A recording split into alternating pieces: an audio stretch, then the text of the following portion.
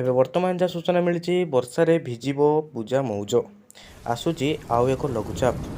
4 degree ଯାଏ କମିପାରେ ସର୍ବନିମ୍ନ ତାପମାତ୍ରା। ଆସୁଛି ଏକ ଲଘୁଚାପ।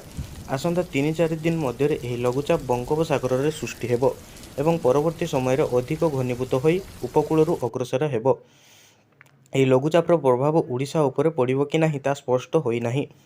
ଭାରତୀୟ ପାଣିପାଗ ବିଭାଗ ପକ୍ଷରୁ କେବଳ ଲଘୁଚାପ ସୃଷ୍ଟି ସମ୍ପର୍କରେ ସୂଚନା ଦିଆଯାଇଥିବା ବେଳେ ବର୍ଷା ନେଇ ବର୍ତ୍ତମାନ ପର୍ଯ୍ୟନ୍ତ କୌଣସି ଆକଳନ କରାଯାଇନାହିଁ।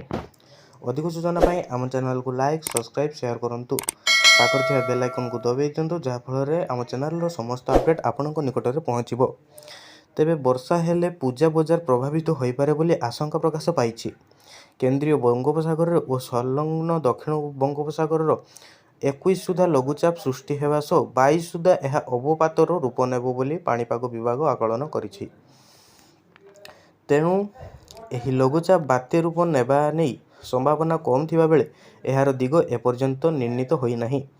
ଏକାଧିକ ମଡେଲ ଆକଳନ ଅନୁସାରେ ଓଡ଼ିଶା ଉପରେ ଏହାର ବିଶେଷ ପ୍ରଭାବ ନାହିଁ। ମାତ୍ର ଲଘୁଚାପ ସୃଷ୍ଟି ପରେ ହିଁ ଏହା ସମ୍ପର୍କରେ ଅଧିକ ସ୍ପଷ୍ଟତା ଆସିବ। ଯଦି ଏହା ବାତ୍ୟା ନ ହୋଇ ରାଜ୍ୟରେ କିଛି ବର୍ଷା କରାଏ ତେବେ ବର୍ତ୍ତମାନ ଧାନ ଫସଲ ଓ ରବି ଫସଲ ବୁଣାବୁଣି ପାଇଁ ସହାୟକ ହେବ ବୋଲି ପ୍ରଫେସର ପଶୁପାଳକ କହିଛନ୍ତି। ସେହିପରି ବୁଧବାରଠାରୁ 20 ତାରିଖ ମଧ୍ୟରେ ରାଜ୍ୟର ଉପକୂଳ ଓ ସଂଲଗ୍ନ ଜିଲ୍ଲାରେ ହାଲୁକାରୁ ସ୍ୱଳ୍ପ ବର୍ଷା ହୋଇପାରେ ବୋଲି ପ୍ରଫେସର ପଶୁପାଳକ ଆକଳନ କରିଛନ୍ତି। ଆଭ୍ୟନ୍ତରୀଣ ଜିଲ୍ଲାରେ ଅଳ୍ପ କେତେକ ସ୍ଥାନରେ ହାଲୁକା ବର୍ଷା ହେବାର ମଧ୍ୟ ସମ୍ଭାବନା ରହିଛି। ସେହିପରି ଆସନ୍ତା 20 ତାରିଖ ଠାରୁ ରାଜ୍ୟରେ ସର୍ବନିମ୍ନ ତାପମାତ୍ରା ହ୍ରାସ ହେବ। ବିଭିନ୍ନ ସ୍ଥାନରେ 2-4 ଡିଗ୍ରୀ ପର୍ଯ୍ୟନ୍ତ ତାପମାତ୍ରା କମିବ ଯୋଗୁଁ ଥଣ୍ଡା ଆରମ୍ଭ ହେବ ବୋଲି ପ୍ରଫେସର ପଶୁପାଳକ କହିଛନ୍ତି।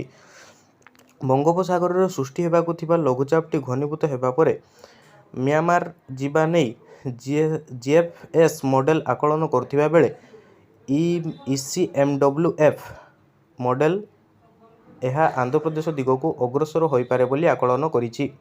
ଯେହେତୁ ଏକାଧିକ ମଡେଲଙ୍କ ଭିନ୍ନ ଭିନ୍ନ ଆକଳନ ରହୁଛି, ତେଣୁ ଲଘୁଚାପ ସୃଷ୍ଟି ପରେ ହିଁ ଏ ସମ୍ପର୍କରେ ସଠିକ୍ ଓ ସ୍ପଷ୍ଟ ଚିତ୍ର ମିଳିବ ବୋଲି କୁହାଯାଇଛି। ଅନୁରୂପ ଭାବରେ ମଙ୍ଗଳବାର ସକାଳେ ଆରବ ସାଗର ଓ ବଙ୍ଗୋପସାଗର ଗୋଟିଏ ଲେଖାଏଁ ଘୂର୍ଣ୍ଣିବଳୟ ସୃଷ୍ଟି ହୋଇଛି। ଆରବ ସାଗରରେ ସୃଷ୍ଟି ହେବାକୁ ଥିବା ଲଘୁଚାପ ଘନୀଭୂତ ହୋଇ ବାତ୍ୟାର ରୂପ ନେବାର ସମ୍ଭାବନା ରହିଛି। ହୁଏତ ଏହି ବାତ୍ୟା ଓମାନ କିମ୍ବା କରାଚି ଆଡ଼କୁ ମୁହାଁଇପାରେ ବୋଲି ଆକଳନ କରାଯାଇଛି। Bureau report, Odisha news.